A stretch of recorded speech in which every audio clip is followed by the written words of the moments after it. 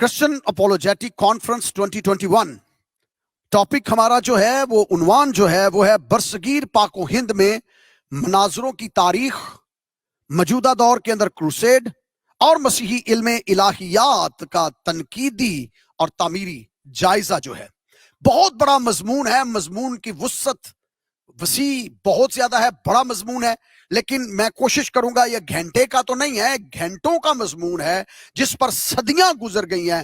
میں ان 500 سالوں کو کوشش کروں گا اس کی پوری تاریخ کو آپ کی گود میں رکھ دوں، آپ کی جھولی میں ڈال دوں، تاکہ آپ اس سے مستفید ہو سکے، فیض یاب ہو سکے، استفادہ حاصل کر سکے۔ سو آئیے ہم آگے بڑھیں گے اور پاک و ہند کی تاریخ پر غور کریں گے۔ اب جانتے ہیں کہ خداوند یسوع مسیح نے فرمایا، پس تم جاؤ اور جا کر سب قوموں کو شاگرد بناؤ اور ان کو باپ، بیٹے اور روح القدس کے نام سے بپتسمہ دو اور انہیں یہ تعلیم دو جن باتوں کا میں نے تم کو حکم دیا، اور دیکھو میں دنیا کے آخر تک ہمیشہ تمہارے ساتھ ہوں۔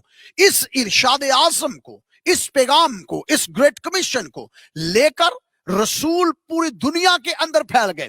کوئی رسول عرب کے اندر چلا گیا، کوئی افریقہ کے اندر چلا گیا، کوئی ایشیا کوچک کے اندر چلا گیا، کوئی چلا گیا مختلف علاقوں کے اندر، اور مقدس توما رسول جو ہیں وہ پاک و ہند کے اندر آ گئے، برصغیر کے اندر آ گئے۔ دوسرے لفظوں میں انڈیا اور پاکستان کی سرزمین جو اس وقت مشترکہ زمین تھی، اس کے اوپر جو مقدس پاؤں رکھے گئے ہیں وہ مقدس توما رسول کے ہیں، اور ٹیکسلا کے اندر، بالامولا کے اندر اور مالابار کے اندر اور بہت سی جگہوں کے اوپر آج بھی آرکیولوجیکلی ہمارے پاس ایویڈنسز ہیں جس سے ہم ثابت کر سکتے ہیں، جو پتھر چلا چلا کر کہتے ہیں کہ یہاں مقدس توما رسول آئے اور اس جگہ کے اوپر آ کر انجیل سنائی، اور انڈیا اور پاکستان کے بہت سے لوگوں نے خداوند یسوع مسیح کو اپنا خدا مانا۔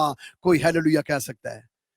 یہ ہے ہماری سرزمین جس کے اوپر وہ رسول آیا جو شک کرتا تھا، اور اس نے آ کے پورے برصغیر کے اندر انجیل کا لازوال پیغام سنایا۔ کلیسیاؤں نے وجود لیا۔ آج بھی آرکیالوجیکل ڈپارٹمنٹ پاکستان کا اور انڈیا کا چلا چلا کر کہتا ہے کہ یہاں پر توما رسول آئے اور انجیل سنائی۔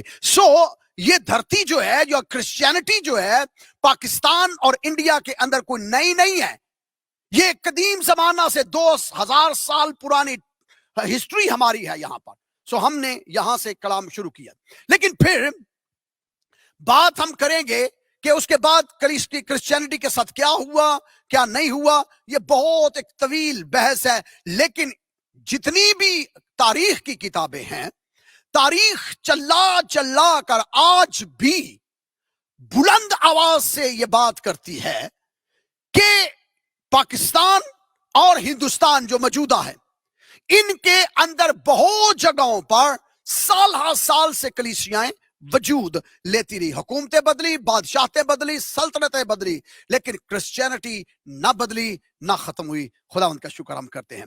پھر جب بات آتی ہے 15ویں صدی کی، 15ویں صدی کے اندر پرتگال سے لوگ پرتگال سے جو لوگ آئے تھے، تاجر آئے تھے، کالیکٹ کی پہاڑی، کالیکٹ کے بندرگاہ پر لنگر انداز ہوئے، اور انہوں نے 15ویں صدی کے اندر آ کر گوا کے اندر ایک ہیڈ کوارٹر بنایا، اور گوا کے اندر انہوں نے حکومت قائم کی، اور گوا کے اندر ہی انہوں نے کرسچینٹی کا باقاعدہ آغاز کیا۔ اب جو کرسچینٹی شروع کے اندر تھی، آغاز کی گوا کے اندر جو کرسچینٹی تھی، اس کے اندر ایک سوسائٹی تھی، اور اس سوسائٹی کا نام جو ہے وہ ہے انجمن تبلیغی جو جماعت تھی وہ وجود کے اندر آئی، اور یہ گوا کے اندر تھی، اور یہ مبلغین کی ایک جماعت تھی، جماعت عیسوی کے نام سے اسے کتابوں کے اندر یاد کیا جاتا ہے۔ جماعت عیسوی یا the society of Jesus Christ, جو پورٹگیز تھے، انہوں نے اس سوسائٹی کو قائم کیا، اور اس کے تحت 200 مبلغ جو ہیں، پریچر جو ہیں، سیوک جو ہیں، پرچار کرنے والے جو ہیں، وہ گوا کے اندر سے مختلف جگہوں پر پھیل گئے۔ अब जब वो गोवा के अंदर से मुख्तलिफ जगहों पर फैल गए तो उन्होंने जो क्रिश्चियनिटी को डेवलप किया वो थोड़ी सी शक्ल ठीक नहीं है, लेकिन जो हिस्टोरिकल इफेक्ट हैं, जो हिस्टोरिकल चीजें हैं, उससे कोई डिनाई नहीं कर सकता, उससे कोई इनकार नहीं कर सकता।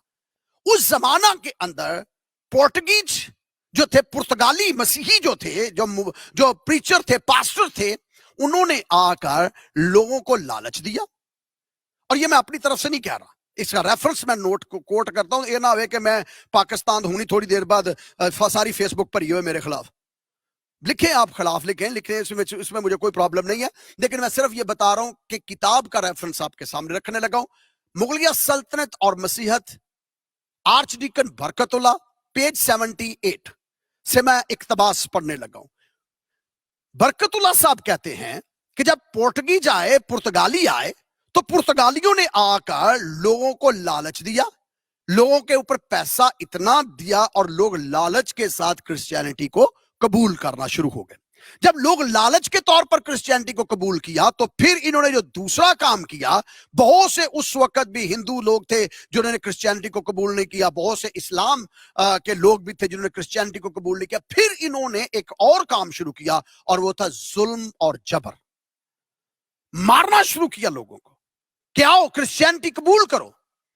तारीख के अंदर आर्च डीकन बरकतुल्ला लिखते हैं कि उस जमाना के अंदर 15वीं सदी और 16वीं सदी के दरमियानी अरसा के अंदर गोवा, कालीकट और इसके अलग गिरदो अनवा के इलाका जात जो थे, इसके अंदर तकरीबन को 2.25 लाख लोगों ने मसीहत को कबूल कर लिया।